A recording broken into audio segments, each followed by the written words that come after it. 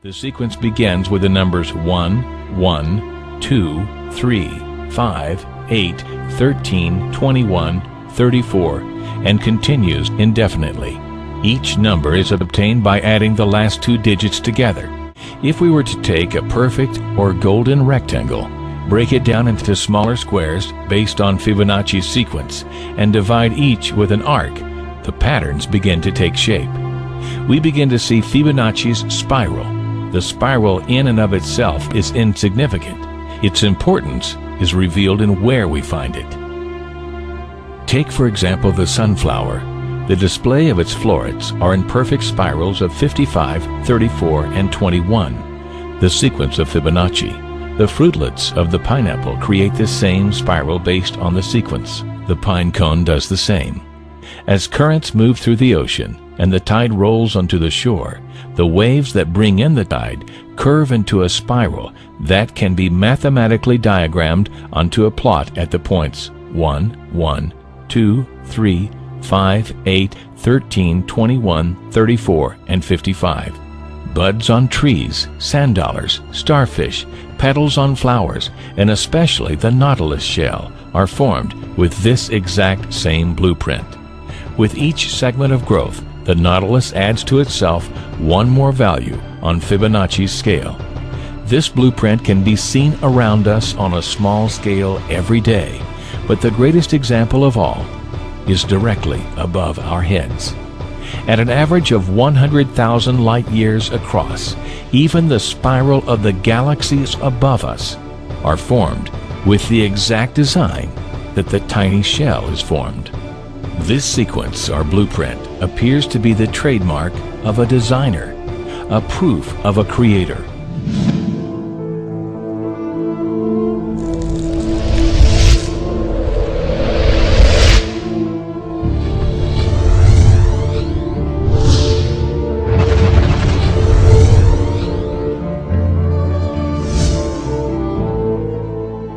You speak about God. We call Allah God. What is Allah? Allah, from the Islamic perspective, means the God, the absolute, indivisible God. The Holy Quran says, "Qul huwa Allahu ahad." Say God is unique, one. Allahu samad. God is independent. Nothing depends. He depends on nothing. Everything depends on Him. Lam yalid. He does not beget, nor is He begotten, nor is He born. This absolute God has no frame of reference. Frame of reference implies something that is bound within time, matter, and space. The problem with these arguments is we keep constantly debating on the issue of bringing God to the relative world. The relative world cannot exist without an absolute creator, and that's the argument. You keep arguing on the issue of God in the relative sense. God is not transient. He is the necessary existent. We are the transient existent.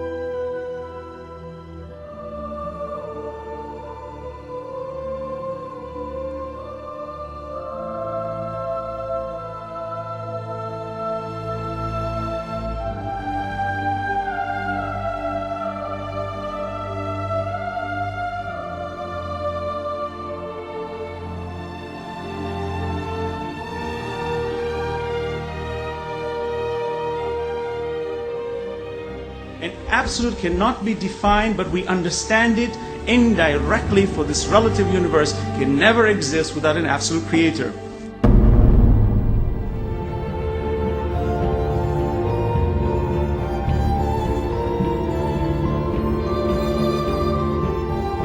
Holy Prophet Muhammad is made to say, قُلْ هُوَ اللَّهُ أَحَدٌ. Say, He is God, the one and only. He said, Ahad, one and only.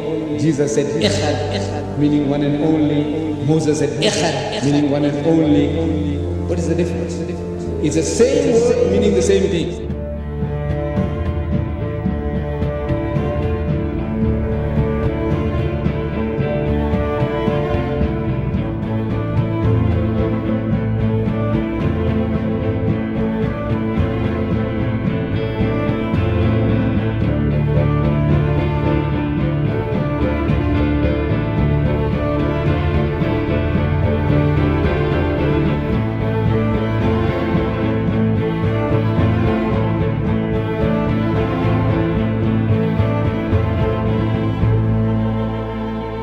Muhammad could not have known these facts about human development in the 7th century because most of them were not discovered until the 20th century. Muslims and others are justified in concluding that these facts could only have been revealed to Muhammad by the one who knows all about us, not only about how we developed, but how we lived and functioned. The unity of these three faiths consists in the unity of God. You see, in the fundamentals of the teachings of Moses, Jesus, and Muhammad, there is not an iota of difference.